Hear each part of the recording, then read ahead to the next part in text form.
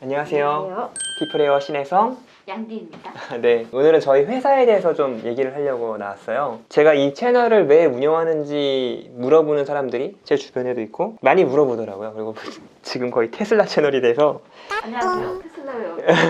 그러니까 저는 뭐 하는 사람인지도 모를 거 아니에요, 여러분은. 일단 아이디어샘이라는 회사의 대표이사고요. 게임을 만들고 있어요. 고양이와 비밀의 숲이라는 게임을 만들어서 그걸로 이제 우리를 게임 회사라고 홍보를 하지만 사실 저는 여러분이 생각하는 것만큼 대단하지 않아요. 우리가 사업한 지 10년 됐는데 10년 동안 되게 고생을 많이 했어요. 특히 8년 차 될 때는 내가 이제 이 회사를 접어야 하나? 라는 생각을 뭐 사이사이도 했지만 정말 심각하게 했던 때예요. 어떤 일이 있었냐면 그때 이제 실리콘밸리 억만장자라고 지금 여기 보여주는 요 게임이요. 우리 회사에 자금이 한 1억 정도 쌓였을 때 우리 이제 우리 거 한번 제대로 만들어보자. 그러니까 우리는 원래 외주도 하고 우리 앱도 만들고 이렇게 병행하면서 했었거든요. 그러니까 항상 여유롭지 않았어요. 그러니까 뭐 저 같은 경우는 돈이 많지도 않고 학벌이 좋거나 이런 게 아니거든요. 주변에서 끌어주는 사람도 없고 약간 맨땅에 헤딩해야 되는 상태에서 어려웠지만 아무튼 나름대로 돈을 모아서 1억 정도의 돈이 생겼을 때 11개월을 개발을 했어요. 3명이 투입이 됐고 그리고 우리는 외주를 최소로 했어요. 근데 이 게임이 우리 회사에 도움이 됐냐? 도움이 됐죠. 2천만 원 정도 벌었으니까 인건비도 안 나오는 돈을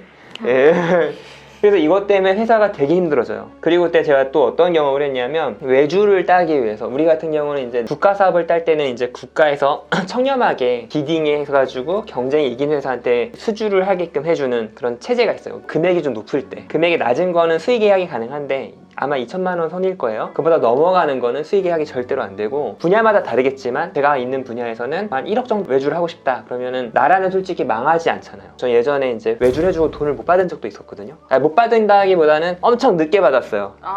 그리고 현물로 대신 받았어요. 그리고 뭐 그 회사를 접는다고 하셔가지고 PC 들고 오고 막 그런 적이 있었어요. 그러니까 그런 괴로운 고통이 있었는데 나라 일은 그런 게 없어요. 그래가지고 우리가 나라장터 일을 따려고 많은 시도를 했고 거기 말고도 관공서도 있는데 제안 요청서라고요. 우리 이런 거 만들려고 하니까 너희가 제안서 좀 써봐. 그러니까 예를 들어 문화체육관광부나 대학교나 이런 데서 제안 요청서를 써서 공문을 올려요. 그러면 우리는 그 문서를 보고 이 사람들이 이런 거 필요하는구나. 그러면 제안서를 쓰는 거예요. 그러니까 저희 같은 회사가 여러 회사가 있겠죠. 앱 만드는 회사들이. 그럼 그 회사들이 다 경쟁을 해요. 그래가지고 그 중에 하나가 하는 거예요. 나머지는 뭐 어떻게 되든 상관없어. 근데 아무튼 하나만 되는 거죠. 제가 그 제안서를 기억이 정확하진 않지만 제가 셌을 때 13개였어요. 나라장터 일이 한 7, 8개였고 나머지 짜잘한 거 외주 뭐 게임 개발하는 거라든지 아니면 외주 업체에 가가지고 뭐 이렇게 영업했던 것까지 해서 한 13개 정도를 시도했는데 다 실패하는 거예요. 나라장터는 또 얼마나 냉정하냐면 업체가 3개밖에 지원 안 했어. 근데 1, 2, 3등 중에 3등 아니면 1, 2, 3등도 짜증나는데 거기 3등도 짜증나는데 나중에 자격 미달 막 이런 것도 있는 거예요. 근데 나는 그 외주를 따기 위해서 문서를 쓰면 몇 주를 투자할 거 아니에요. 물론 많이 써가지고 좀 빨리 쓰긴 해요. 그래서 13개 중에 하나가 됐거든요. 그래가지고 외주를 하겠는데 가장 비용이 적은 거 금액이 싼 거를 했었어요. 그때가 얼마나 제 인생에서 최악이었냐면 고양이와 비밀의 숲이라는 게임이 지금 중박 정도 터져가지고 잘 됐는데 그 게임 한참 개발 중이고 그리고 저희는 자금이 없어서 이사진들이 각자 각출한 돈으로 회사에 돈을 넣고 저도 이미 돈을 좀 넣고 회사는 만약 망하면 저는 1억 5천 정도의 빚을 제가 연대보증인으로 돼 있기 때문에 그걸 가져가야 되는 상황이었어요. 그런 상황이 되면 또 안 좋은 게 뭐냐면 내가 남한테 잘해줄 여유도 없잖아요. 나는 일을 해서 당장 극복해고 어떻게든 살아야 되는데 뭐 집안일을 도와달라 아니면 어떤 의무를 부과하는 와이프 같은 경우에 굉장히 사이가 안 좋아져요. 그때 진짜 위기였어요. 내가 뭔가 좀 냉정한 말도 많이 했고 가정도 좀 문제가 있고 나중에 빚을 1억 5천 져야 되는 위기 상황이기도 하고 그런 상황에서 스트레스 많이 받는데 직원도 한 명 나요. 우리 회사는 이직률이 엄청 낮거든요. 올해 이제 10년차가 4명이고 내년에 5명이 되는 8명밖에 없는데 이직률이 그렇게 낮은 회사인데도 불구하고 그때 한 명이 문제가 있어서 나갔어요. 그러니까 제 인생에 흔한 일이 아니에요. 직원이 나가는 일이 그렇게 흔한 일이 아닌데 그때 나가고 지금은 완전 정상이거든요. 근데 간 수치가 한 300이었나? 수치 이름은 기억 안 나는데 정상 수치에서 한 10배 정도 안 좋고 아마 그 스트레스랑 막 이런 것 때문에 그랬겠죠. 나중에 보니까 또 정상이더라고요. 상황이 져진 다음에 네. 이런 고통을 겪었는데 원래 이거보다 작은 고통을 계속 겪다가 그때가 제일 컸던 것 같아요. 그리고 이제 2019년 말에 서비스 2개를 준비하고 있었는데 하나는 고양이와 비밀의 숲이란 게임이고 하나는 매치몬이라고 제가 주짓수를 하는데 주짓수 대회 운영 시스템을 준비하고 있었어요. 그래가지고 12월에 파일럿 프로그램 한번 돌렸는데 그 다음 해에 코로나죠. 그쵸.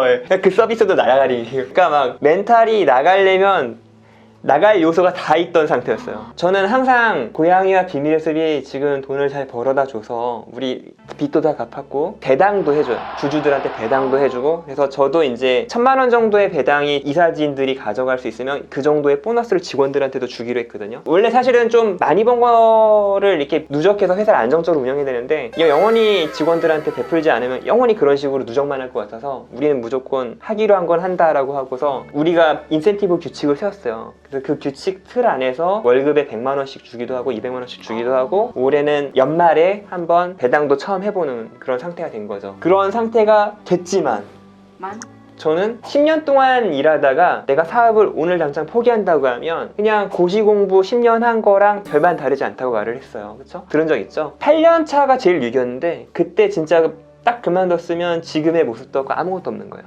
그리고 잘 생각해보면 뭐 우리 집이 부자도 아니야. 어머니가 혼자 키우셔서 집이 가난한 편에 속해요. 집은 그렇고, 그리고 또 우리가 뭐 많이 배워가지고 학벌이 높고 그 주변에 인맥이 그런 사람들이 많으냐, 저는 그렇지도 않았어요. 어렸을 때 엄청 공부 안 하고 놀고 내 주변에 다 노는 애들밖에 없었어요. 그러니까 저는 당연히 그것도 아니고, 그러니까 남는 거는 그냥 내 자신 하나, 노력하는 모습 하나, 그런 상태에서 불안한 거죠. 이 고양이와 비밀의 숲도 수명이 있거든요. 게임은 다 수명이 있어요. 결국 얘도 지금까지 1년 반 정도를 잘 버텨줬지만 내년도 버텨줄 것 같아요. 데이터를 보면. 근데 그 뒤엔 또 어떻게 돼요? 모르잖아요. 그리고 고양이와 비밀의 숲 같은 경우 게임이 지금 특이한 게 여성 유저가 90%예요. 근데 우리가 차기작 준비하는 게 아마 내년에 나올 건데 그 게임 같은 경우는 남성향 게임이에요. 전혀 도움이 안 돼. 그러니까 예를 들어 예전에 우리 그 카카오에서 나왔던 게임 중에 애니팡 같은 경우는 4000성 나왔을 때 이 유저가 그대로 옮겨갔거든요. 그런 게 우린 기대할 수 없는 상태예요. 그쵸? 그러니까 항상 두려운 마음을 가지고 있어요. 내 자신을 브랜딩해서 마케팅 능력을 가지지 못하면 안 되겠다는 생각을 해서 이런저런 노력을 많이 하는데 그 중에 하나가 이제 그 유튜브였던 거예요. 그래서 유튜브로 내가 알고 있던 것 중에 뭔가 정보를 주면 되게 좋겠다. 왜냐하면 아까 말했듯이 제가 가지고 있는 자산은 내 몸 하나, 그 다음에 두 번째로 가지고 있는 게 10년 동안 운영하면서 이직률이 엄청 낮은 우리 회사. 저는 그게 있더라고요. 그러니까 우리 회사를 만들 때 그런 생각을 했어요. 그러니까 돈만 벌려고 하면 매주만 해도 되잖아요. 근데 많은 SI 업체들이 어떻게 망하는지 얘기해 드릴게요. 내가 이쪽이랑 나라정터 일 같은 걸 경쟁을 해서 따요. 경쟁에서 이기려고 하면 어떻게 되죠? 가격을 낮춰야죠. 가격을 낮춰야 되고 경쟁력을 갖추려면 방법이 여러 가지 있는데 제일 쉬운 게 뭐냐면 직원의 월급을 깎는 거예요. 그리고 이렇게 운영을 하면 뭐 이사진이나 대표이사는 부유해지는 경우가 많은데 대부분의 직원들은 그러지 못해요. 전부라고 하지 않았어요. 좋은 SI 업체가 있어요. 그걸 부정하는 게 아니라 많은 업체가 실제로 그렇다는 거예요. 그래서 그 업체들처럼 되는 게 싫은 거죠. 유리천장이 없는 부를 추구하다 보니까 외주만 올인하는 것도 아니고 우리 것도 하니까 뭔가 돈을 애매하게 벌고 고생을 많이 하는 거잖아요. 그래서 이제 이러한 상태에서 벗어나려고 한다고 하면 계속 도전을 해야 되고, 저는 개발 한 22년 차 되거든요. 근데 후반에는 많이 열심히 못했어요. 운영하고 뭐 다른 걸 해서 실력이 정체돼 있긴 하지만 그래도 오랜 기간 개발을 했기 때문에 개발자로서 역량이 있는데, 내가 우리 회사에서 개발자 플러스 1을 하는 게 좋을까, 아니면 마케팅 능력을 새로 키워서, 왜냐면 우리 회사라는 특별한 회사가 있잖아요. 이직률이 엄청 낮고 번 돈을 많이 직원들한테 돌려주는 그런 회사가 되게 특별하다고 생각하거든요. 그리고 성공을 했을 때 예전에 그런 SI 업체의 모습으로 성공하는 게 전혀 부럽지도 않고 그게 꿈도 아니었고, 그럴 바엔 차라리 망해야 된다고 생각했어요. 스티브 잡스 강연 때문에 그런 것도 있고. Your time is limited, so don't waste it living someone else's life. Don't be trapped by dogma, which is living with the results of other people's thinking. Don't let the noise of others' opinions drown out your own inner voice. And most important, have the courage to follow your heart and intuition. 원래도 좀 죽음에 관한 책을 좀 읽어서 그런 것도 있는데, 아니 돈을 많이 벌었어. 근데 주변 사람의 민폐만 끼치다가 내가 잘 살고 죽었어. 그게 되게 이상하더라고요. 그리고 최근에 들었던 말 중에 좀 화가 났던 말 중에 하나가, 우리가 돋보이려고 하면 깔아주는 사람이 있어야 된다고 얘기를 하는 이야기들을 많이 들었거든요. 근데 그런 이야기를 들을 때마다 뭐냐면은, 아니 같이 잘 살 수 있는 방법을 찾아도 되는데 왜 나만 특별하려고 뭐 깔아준다는 표현을 무식적으로 쓰는 거 자체가 되게 좀 마음에 안 들더라고요. 그리고 그런 게 사실은 어떤 사람들은 태어날 때부터 불리한 환경에서 좋지 못한 방향으로 깔려져 있는 삶을 사는 사람들도 있어요. 그래서 저는 어차피 성공할 거면 같이 부자가 되는 회사를 만들고 싶었고, 우리 투자자분이 저한테 뭐라고까지 얘기했냐면, 신 대표는 사람 다 좋고 괜찮은데 그래서 투자한 거 맞는데 회사를 동아리처럼 운영한대요. 그 얘기도 들었어요. 회사는 냉정하고 그렇게 운영을 해야 한다. 그리고 이사진들 말을 다 듣고서 가는 거는 욕심이고, 대표이사가 판단을 하지 않고 결정을 내리지 않으면 대표이사가 무시당한다는 말은 아니지만 무시당한다는 표현이었던 것 같아요. 통으로 해석을 하면 야 그게 무슨 대표이사야, 대표이사가 결정하고 책임도 지고 그렇게 나가는 거지, 이사진 이야기 반대 있더라도 그렇게 가야지. 저도 당연히 그런 부분이 있죠. 지금 유튜브가 그래요. 우리 팀 멤버들이 반대하는 주제이기도 하거든요. 어차피 사람은 뭘 하든 실패 확률이 높아요. 근데 내가 시도를 안 해버리는 거랑 그냥 새로운 영역인데 유튜브에서 내가 진짜 채널에서 힘을 얻었어. 그래서 우리가 새로운 게임 나올 때 그 게임에 대해서 내가 어필할 수 있어요. 힘이 생겼어. 저 회사는 그래도 사람들에 대해서 특별한 관점을 가지고 특별하게 운영하는 회사니까 저 게임 한번 관심이라도 가져보자 라는 좋은 마음을 가지고 접근할 수도 있잖아요. 그러니까 마케팅 역량이라는 거는 어떻게 튈지 모른다고 생각을 해요. 그래가지고 저는 이 채널을 운영하는 게 그런 거예요. 그러니까 사업을 하는 거 되게 좋은데 안정된 삶을 살기 위해서 투자를 좀 했으면 좋겠다는 얘기로 테슬라 들고 온 거고. 대표님, 그래서 어떡하자고요? 어떻게 하자고요?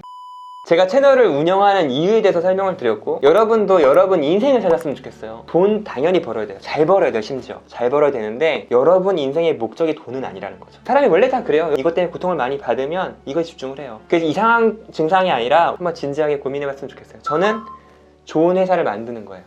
제 꿈은. 그것도 처음에 생긴 것도 아니에요. 사업하다가 한 3, 4년 차에 그때 생각이 들었고, 여러분도 저처럼 찾을 수 있을 거라 생각해요. 그리고 사람은 항상 바뀌어요. 좋은 방향으로 바뀌었으면 좋겠어요. 저도 그런 사람이니까. 그러면은 저희 테슬라웨어에서 이제 테슬라 위원하니. 다시 피플웨어로 돌아가면서 다른 것도 많이 봐달라는 말씀이시죠? 그렇죠. 여러분 피플에어에 있는 내용들도 여러분 좀 관심 가지고 봐주시면 좋을 것 같아요. 사업에 대한 이야기도 사실 재밌거든요. 저의 이야기가 도움이 되셨거나 재밌었다면 좋아요와 구독, 알람 설정까지 감사합니다.